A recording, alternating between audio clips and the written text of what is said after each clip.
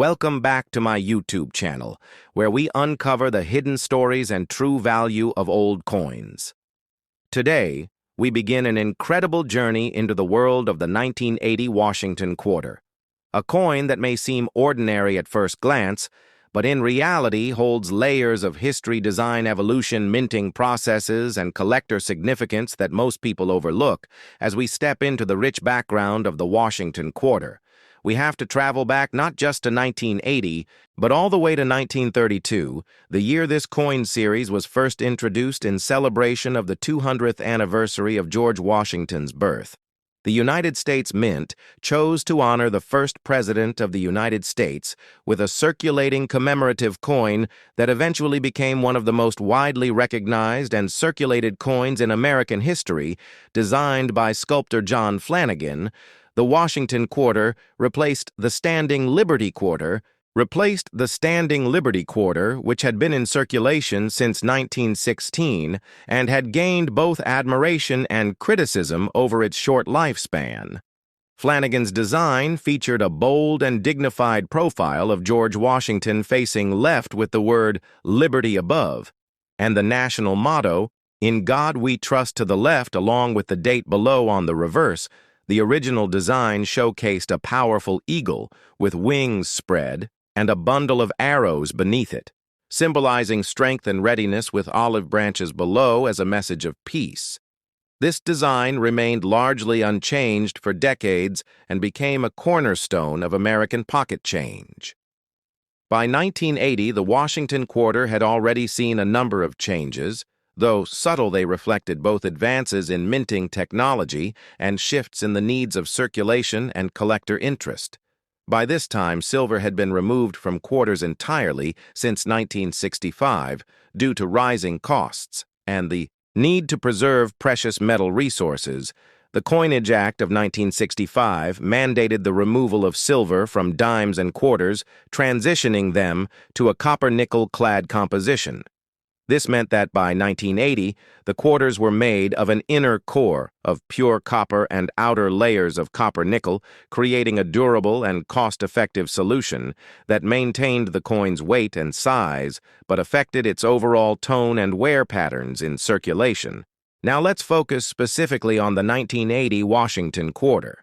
This coin was struck at 3 United States Mint facilities in Philadelphia, Denver, and San Francisco, each mint mark telling a small part of a larger story. The Philadelphia Mint issued coins without a mint mark, as was standard at the time.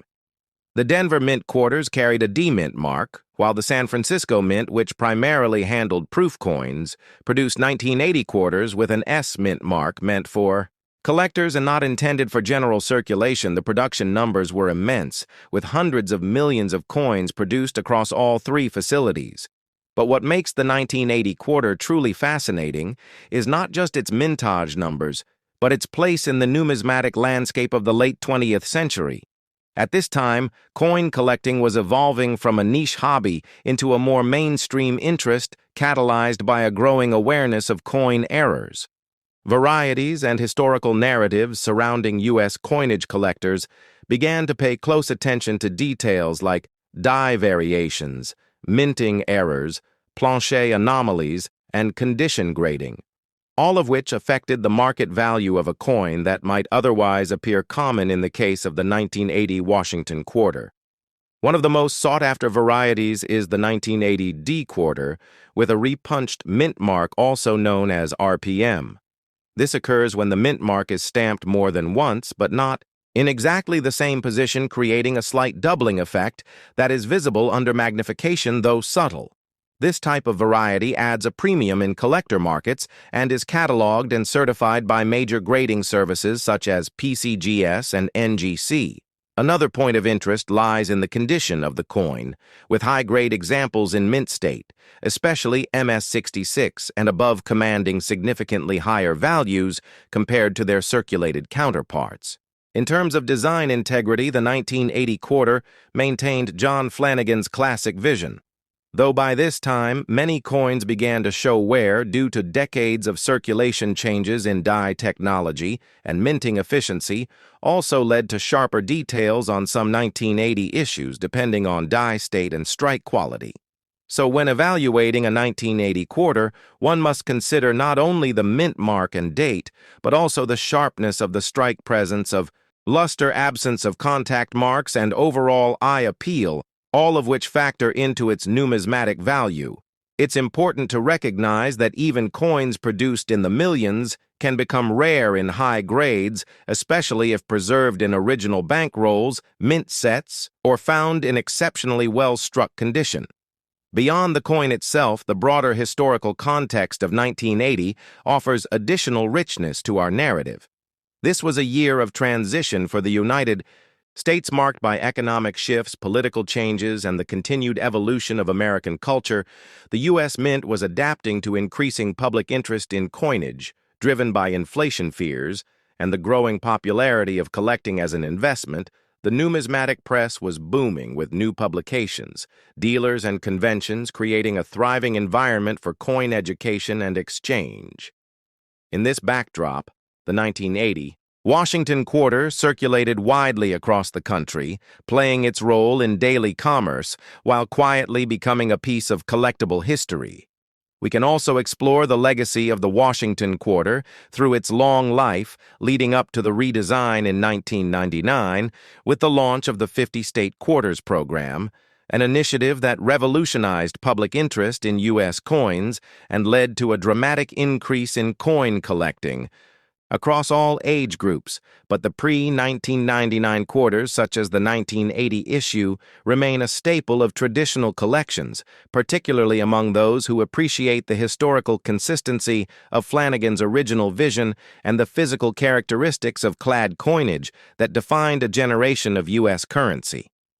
As we journey further into this video, we will look at real examples of 1980 quarters under magnification review coin grading techniques used by professionals. Assess price trends from auction records and online marketplaces and study how storage, handling, and time affect the condition and value of these coins.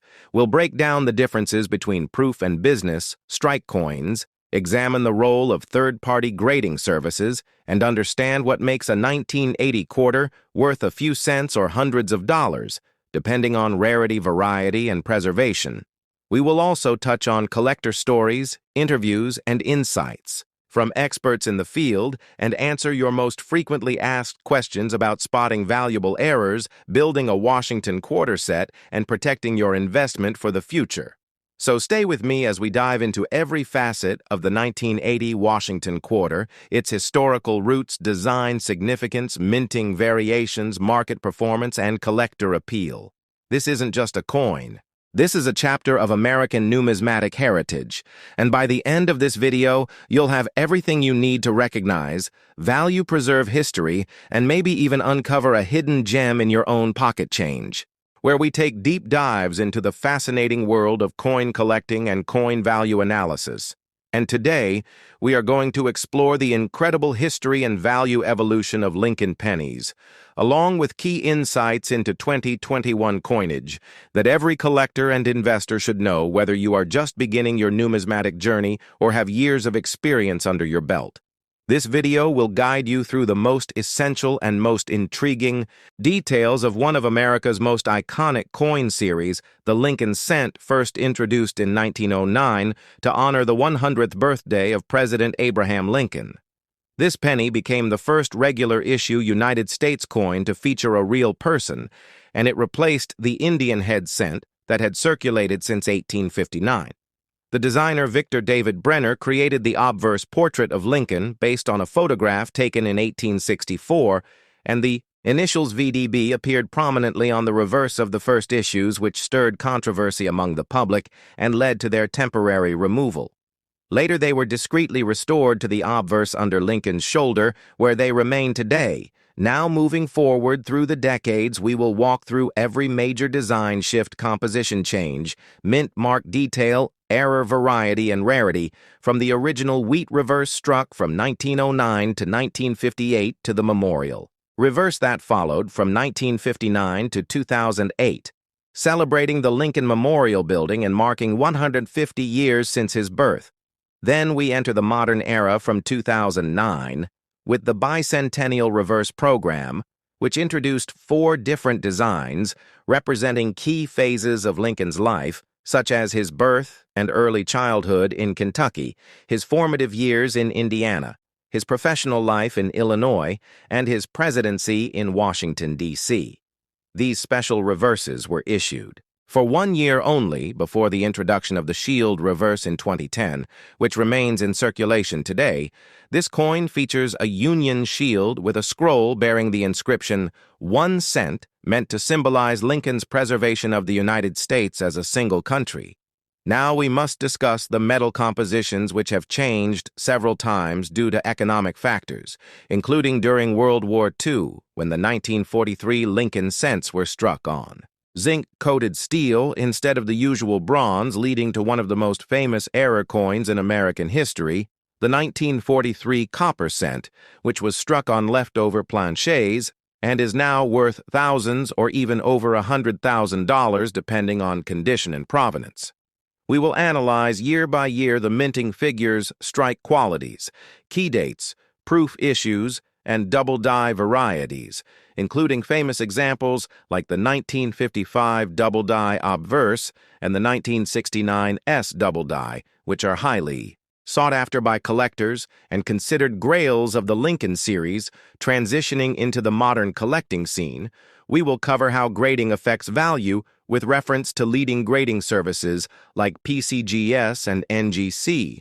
We will examine population reports and what makes a coin worthy of MS-66 red or higher designations, and we will look at the evolution of packaging from original bank rolls to modern slabbed certified coins. We will also touch on coin roll hunting and how thousands of collectors are still finding valuable cents in circulation, and how knowledge of mint marks and small variations can lead to big discoveries. Then we will move into the 2021 coinage and take a focused look at the Lincoln cent from that year, which was issued in massive quantities across the Philadelphia, Denver, and San Francisco mints.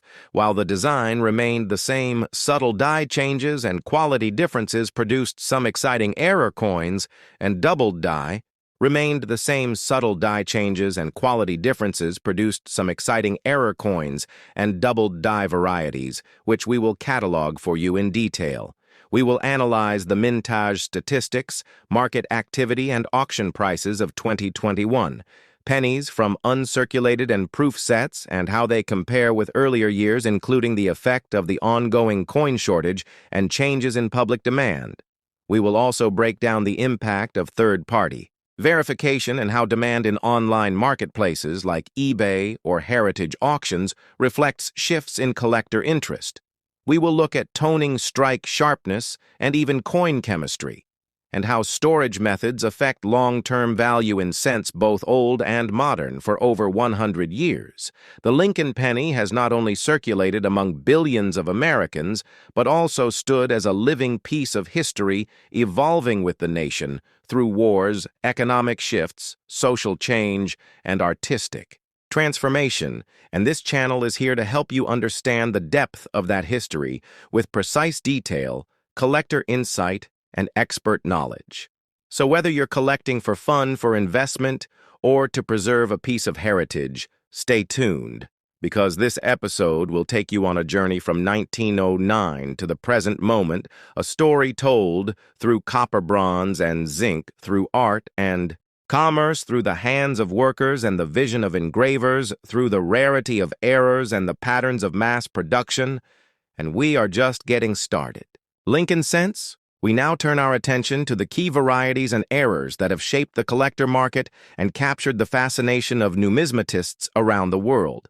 We begin with the most famous double die errors, such as the 1955 double die obverse, which displays strong doubling of the date and inscriptions, especially in the words "Liberty" and "In God We Trust." This coin was accidentally released into circulation and became legendary, overnight fetching high prices even in circulated grades. Similar doubling can be found on the 1972 double die and the extremely rare 1969 S double die, obverse with fewer than 100 confirmed examples. These coins exhibit strong class I doubling, which results from misalignment in the hubbing process during die creation. Another coveted variety is the 1995 double die obverse, which, although more common than earlier examples, still commands strong interest from collectors and is often found in mint state due to being caught early in its distribution. In addition to double dies, we explore repunched mint marks known as RPMs, which are particularly common in the 1940s and 1950s when mint marks were punched manually. Examples like the 1944 D over D or 1956 D over D are highly collectible and often fly under the radar of less experienced collectors.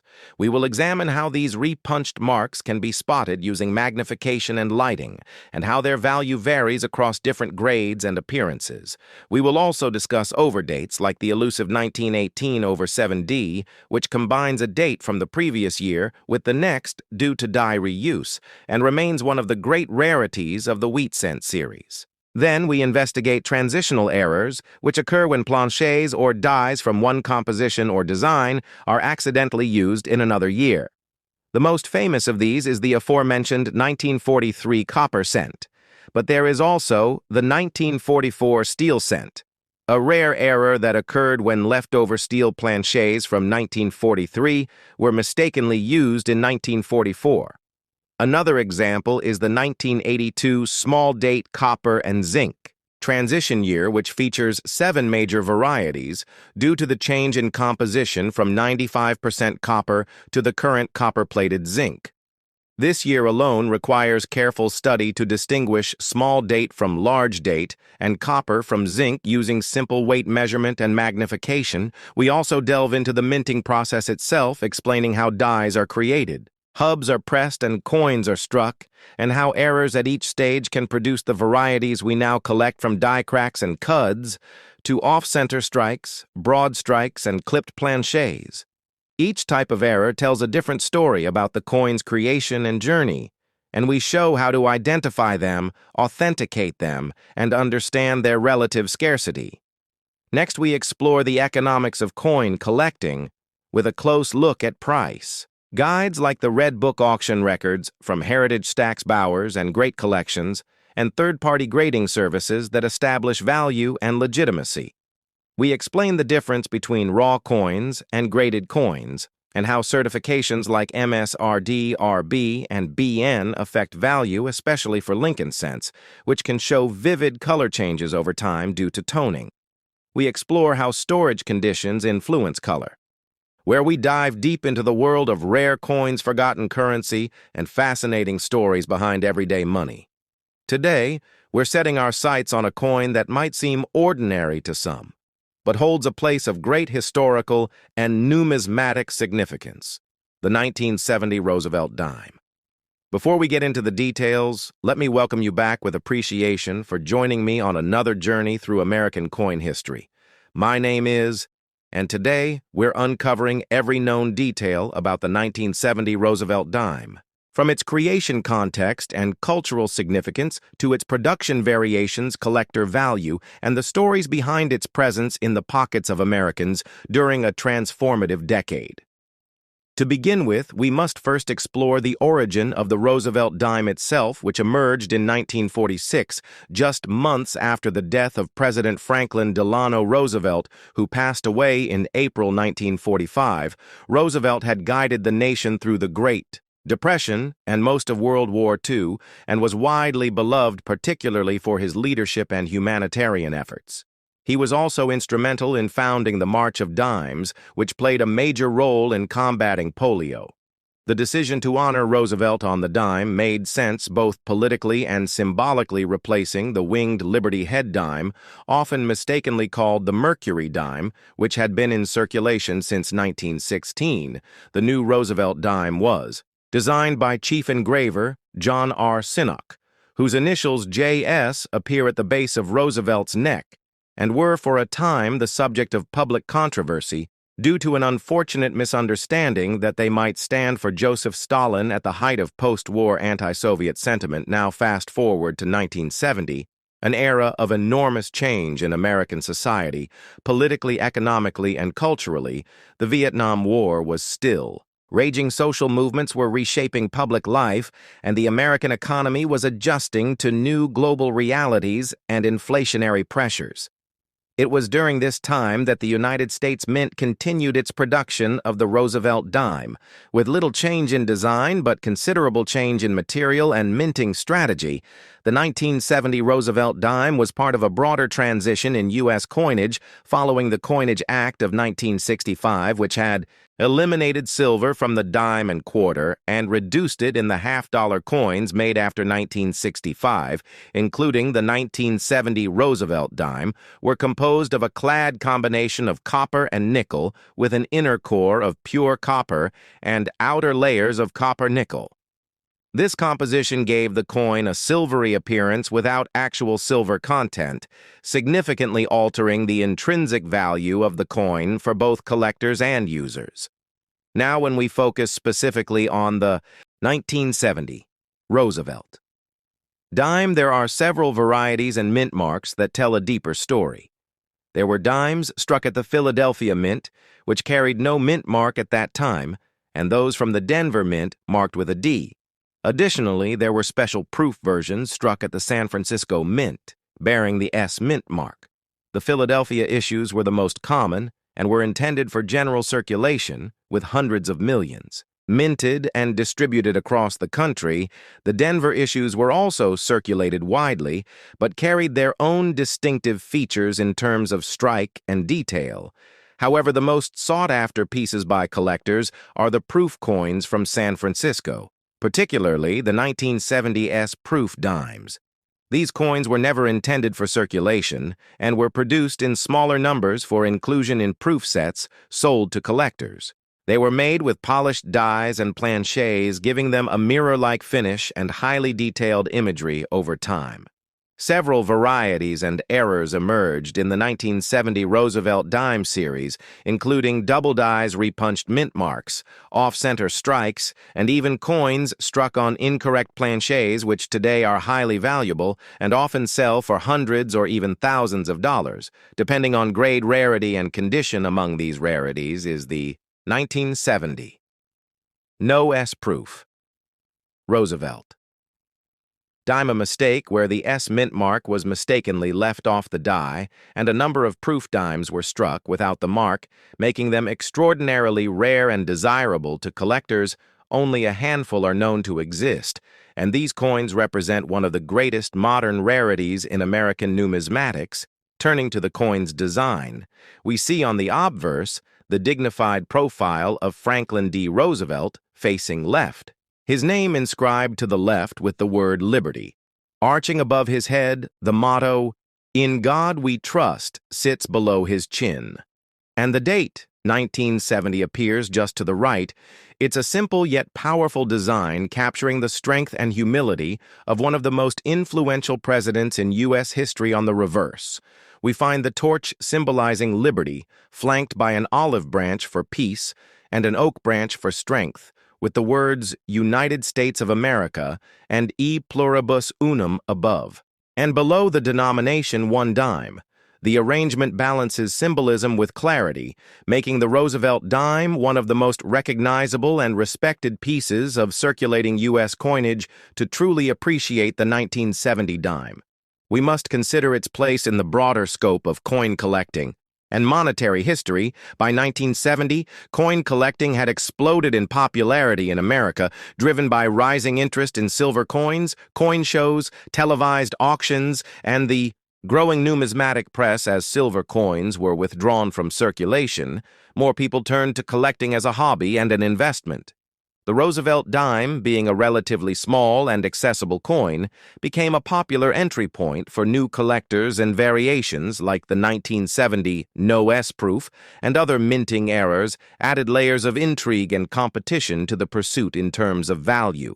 The 1970 Roosevelt dime is typically worth its face value in circulated condition, but when uncirculated or in proof condition, especially with recognized errors or varieties, the value can rise dramatically. Professional grading by organizations such as PCGS and NGC further contributes to the coin's prestige, with coins graded MS or PR67 and higher fetching strong premiums at auction. Today, the Roosevelt dime continues to be minted with minimal design changes, serving as both a workhorse of U.S. currency and a piece of numismatic art that honors a president who transformed America in times of crisis. By diving deeply into the 1970 version, we discover more than metal and mint marks. We uncover a story of economic transition, artistic legacy, presidential remembrance, and the subtle mysteries that make coin collecting such a compelling passion, from how these coins were struck and distributed to the way they've been treasured, preserved, or lost to time. Each dime tells a story not just of its moment, in 1970, but of America itself in the decades before and since. Whether you're here to learn about its history, start collecting, or simply appreciate the beauty and legacy of American coinage, I thank you for spending your time with me on this deep exploration of the 1970 Roosevelt dime. There's so much more to share, and in the next parts of this series, we'll examine individual minting errors, deeper grading analysis, and hear from collectors who found rare examples in the most unexpected places. So stay tuned, subscribe, and drop a comment if you've ever come across a 1970 Roosevelt dime, or if you'd like to know more about a particular coin, because in every pocket change jar and old drawer lies a potential treasure and maybe even a piece of history you didn't know you had.